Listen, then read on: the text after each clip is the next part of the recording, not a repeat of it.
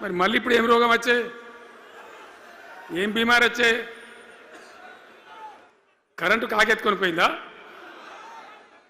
ఆనాడు 7,000 మెగావాట్లుంటే ఒక ఏడాది లోపల మంచిగా చేసి 24 గంటల కరెంట్ ఇచ్చినాం, ఒక క్షణం కూడా పోకుండా.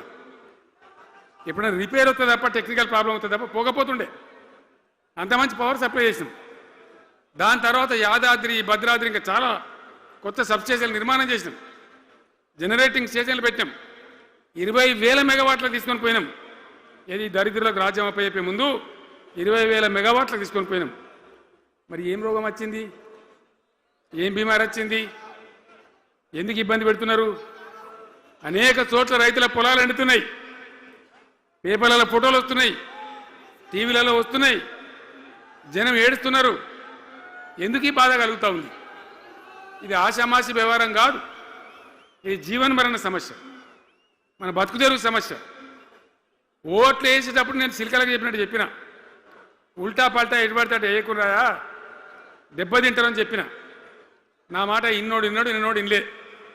ఇప్పుడు ఏమైంది, ఏం జరుగుతుంది? ఆ రోజు నేను చెప్పిన, వీళ్ళు కనుక గెలిస్తే ఈ దుర్మార్గులు, వీళ్ళ గుండె లోపల తడి లేదు, వీళ్ళు రైతు బంధుకు రామ్ రామ్, దళిత బంధుకు జై భీమ్. అయిందా? అట్లే పక్క ముచ్చట నేను ఇది.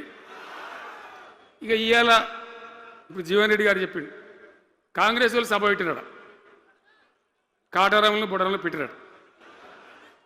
ఆడ పైసలు ఎత్తారట. ఇది ఒక్క తేపకేసే రైతు బంధు నెలకొకిస్తా, ఎకరానికా అంటే 2 నెలలకు ఒక ఎకరానికి, అంతేనా? 6,000 వేసినాం. మా అంతా సిపాయిలను బొచ్చగొట్టుకుంటారు. ఆనాడు ఎట్లా పడేది రైతు బంధు? 10 రోజుల గ్యాప్లో మొత్తం రైతులకు వచ్చేసింది. టంగ్ మన సెల్ ఫోన్ మోగుతుండే, మంచిగా టింగున పోయి బ్యాంకుకి వెళ్ళి తెచ్చుకుంటుండే. ఎక్కడ పోయి మరి? ఏం మాట్లాడిండ్రు? ఉరుకుని బ్యాంకులో పోయి 2 లక్షలు 3 లక్షలు లోన్ తెచ్చుకోండి. తెల్లారే ఆనాడే సంతకం పెడతాం, లోన్లన్నీ మాఫీ అయినాయా? ఇట్లా అడ్డగోలు నోటికొచ్చిన మాటలు చెప్పి, ఇష్టం వచ్చిన కథలు చెప్పి అర్రాసు పాట పడినట్ట. కేసీఆర్ 10,000 ఇస్తాడా, మేము 15 ఇస్తాం. పింఛన్లు 2,000 ఇస్తాడా, మేము 4,000 ఇస్తాం. వికలాంగులకు 4,000 ఇస్తాడా, మేము 6,000 ఇస్తాం అనే వరకల్లా మన వాళ్ళు మోసపోయి. నేను చెప్పిన, ఇది మోసంరా నాయన, గోసపడతాము, ఇది అయ్యేది కాదు, ఆర్థిక పరిస్థితి లేదు అని నేను చెప్పిన. ఆ రోజే మీటింగ్లలో చెప్పిన. కానీ కొద్దిమంది ఆశపడితే ఏమైంది? 1.7%తో బీఆర్ఎస్ ఓడిపోయింది. మనం కూడా 39-40 ఎమ్మెల్యేలు గెలిచినాం.